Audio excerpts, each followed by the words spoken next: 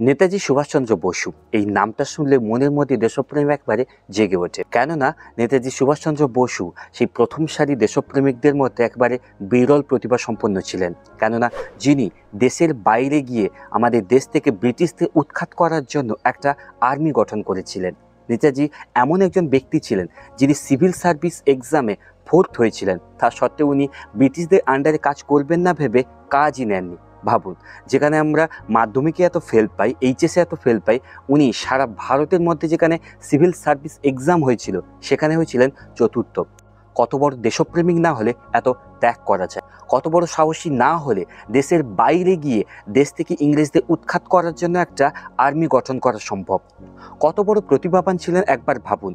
ইংরেজদের নজরবন্দি ছিলেন যে ঘরে, সেখান থেকে ইংরেজদের চোখে ধুলো দিয়ে পালিয়ে গিয়েছিলেন বিদেশ। ভাবুন, আমরা এমন এক রাষ্ট্র নেতাকে পেয়েছিলাম যিনি সর্বগুণ সম্পন্ন। আর এহেন রাষ্ট্রনেতার অন্তর্ধান নিয়ে রয়েছে অনেক রহস্য। অনেকে বলেন উনি নাকি এখনও বেঁচে আছেন। অনেকে বলেন 1945 সালের 18ই আগস্ট তাইপেইতে বিমান দুর্ঘটনার পর উনি মারা যান। কিন্তু আসল ঘটনা কি? উনি কি এখনও বেঁচে আছেন, বা ওই দুর্ঘটনার পরে কি উনি বেঁচে ছিলেন? চলুন এই বিষয়টাই পর্যালোচনা করব আজকের এই ভিডিওর মাধ্যমে। নমস্কার, আমি বিশ্বজিৎ। Welcome to notify. আমাদের সকলের প্রিয় নেতাজি আজও বেঁচে আছেন কিনা সেটা পর্যালোচনা করার জন্য আমরা একটা অন্য পদ্ধতি অবলম্বন করব। চলুন, আজ থেকে প্রায় 128 বছর আগে 1897 সালের 23শে জানুয়ারি এই মহান নেতার জন্মগ্রহণ হয়। আজ থেকে প্রায় 128 বছর আগে। আচ্ছা, আপনি ভেবে দেখুন, আমাদের মনে নেতাজি বাস করে সেটা ঠিকই, কিন্তু একজন মানুষের পক্ষে 128 বছর ধরে বেঁচে থাকাটাও কিন্তু স্বাভাবিক কোনো ঘটনা নয়। হ্যাঁ, হয়তো 11 জন বেঁচে ছিলেন, সবাই কিন্তু নয়।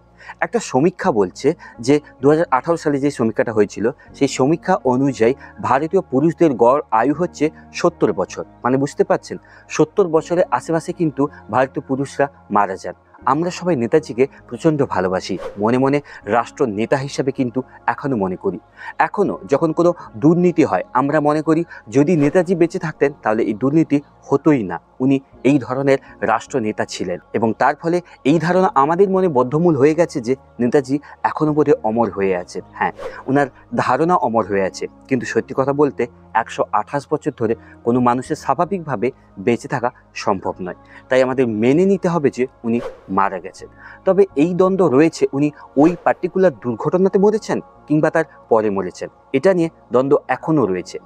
এদের মধ্যে 3টা গুরুত্বপূর্ণ কমিশন রয়েছে যারা এটার পর্যালোচনা করেছিল, আর সেগুলো হলো শাহনওয়াজ কমিশন, খোসলা কমিশন এবং মুখার্জি কমিশন।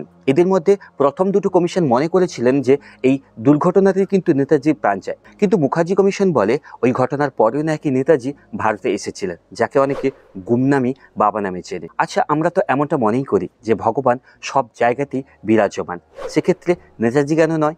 নেতাজি যেখানে নিজের জীবন দিয়ে দিয়েছেন, আমাদের দেশের জন্য এত কিছু করেছেন, আমরা মনে করতেই পারি আমাদের সবার মনে উনি এখনও বেঁচে আছেন, তাতে ক্ষতি কিন্তু নেই একেবারে। আপনি কি মনে করেন এই বিষয়ে? নিচে জানান তা কমেন্টের মাধ্যমে, এবং সঙ্গে থাকুন নোটিফাইয়ের।